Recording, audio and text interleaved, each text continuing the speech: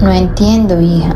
¿Qué es ese pecado aún no cometido?, preguntó muy extrañado el viejo sacerdote, mirando de reojo la rejilla del habitáculo, donde apenas podía vislumbrar una pequeña silueta arrodillada. En realidad, usted fue el que cometió el pecado sobre mí. Yo solo vengo a buscar su alma. Hace muchos años, cuando era joven, mi cuerpo, como lo hizo de muchos niños en aquel orfanato, pero a mí me quitó la vida. ¿Lo recuerda, padre? El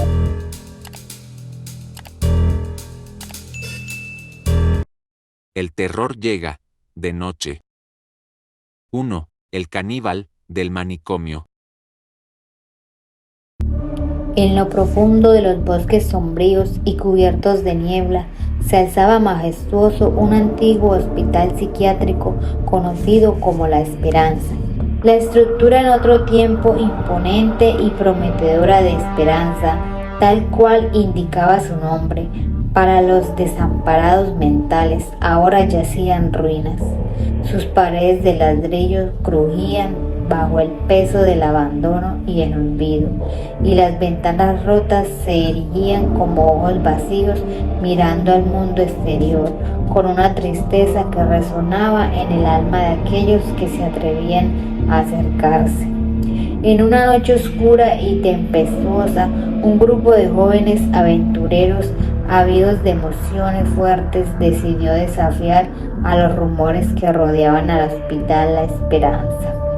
Intrigados por las historias de los lugareños sobre los susurros de almas perdidas y los lamentos de los condenados, se adentraron en los pasillos oscuros de aquel edificio en descomposición.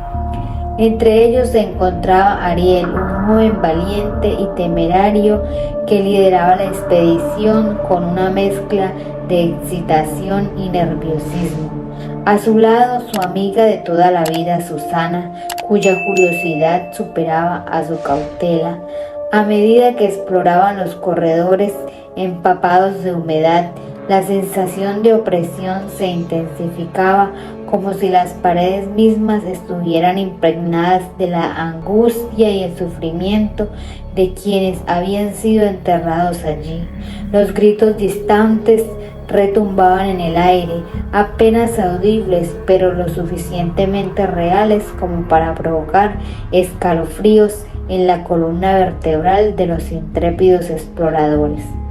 Pronto estos se encontraron frente a una puerta entreabierta y un gran nerviosismo recorrió la espalda de Ariel cuando su linterna iluminó la palabra desgastada: celda 13.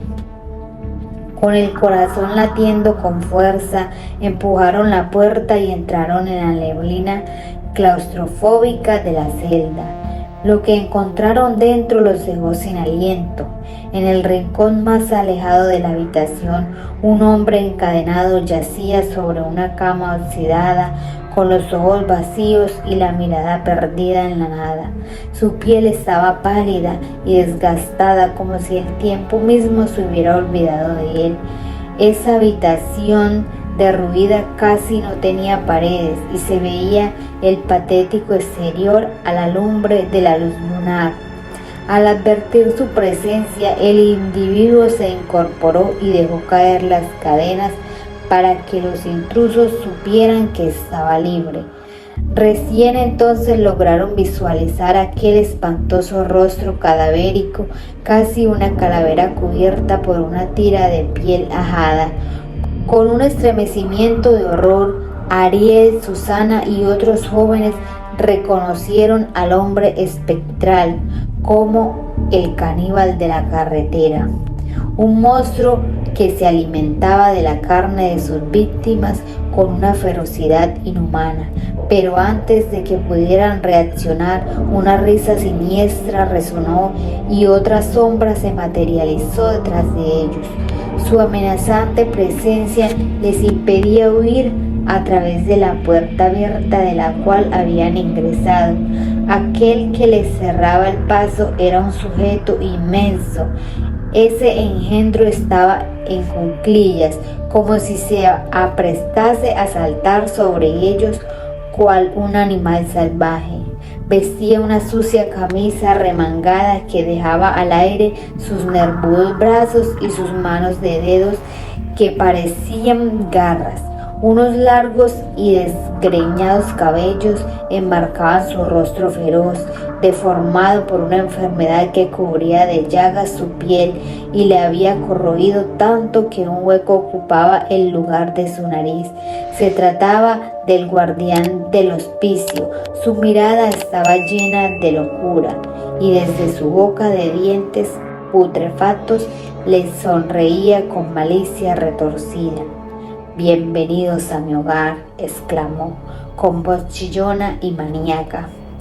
«Aquí es donde los perdidos encuentran su refugio y los condenados encuentran su destino». Con el horror retumbando en sus entrañas, Ariel y Susana se dieron cuenta de que habían caído en una trampa mortal. El guardián del hospicio era en realidad el cómplice del caníbal de la carretera, un ser tan despiadado y carnívoro como su compañero de crímenes. En medio de la penumbra y el caos, la pelea por la supervivencia se desató mientras Ariel, Susana y demás chicos luchaban desesperadamente por escapar de las garras de la locura que los rodeaba. Pero en el corazón de ese ruinoso hospicio, donde los secretos y las sombras se entrelazaban en una danza macabra, la línea entre la cordura y la demencia se desdibujaba y el destino de los intrépidos exploradores pendía de un hilo.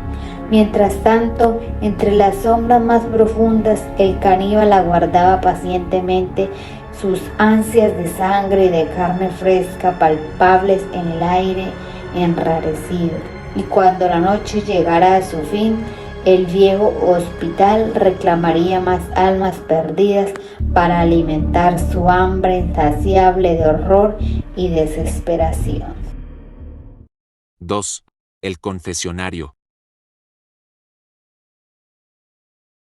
El templo estaba prácticamente vacío a esa temprana hora de la mañana, salvo por un puñado de beatas que arrodilladas en sus bancos rezaban el rosario con devoción.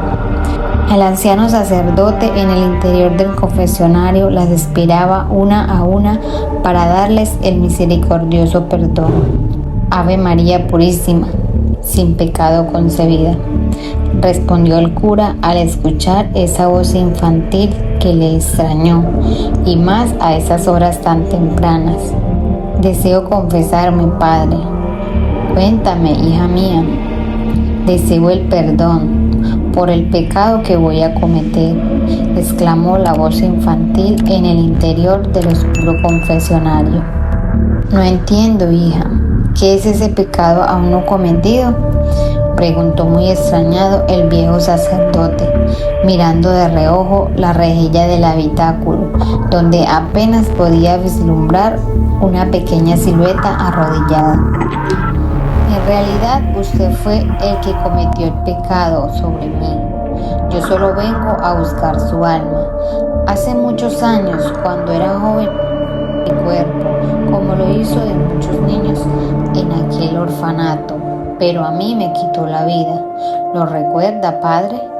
El párroco, al escuchar esas palabras, destapó de su memoria el oscuro recuerdo de aquellos años de la juventud, donde abusaban de esos niños, aprovechándose de su estrenado cargo de sacerdote en la iglesia. Pero, ¿cómo es posible?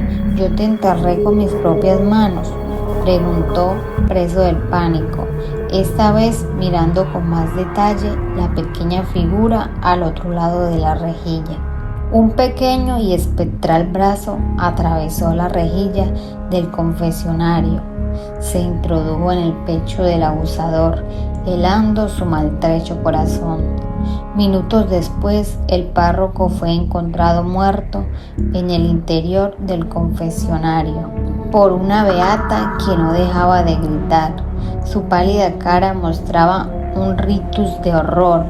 Sus ojos muy abiertos miraban al otro lado de la rejilla, ahora vacía.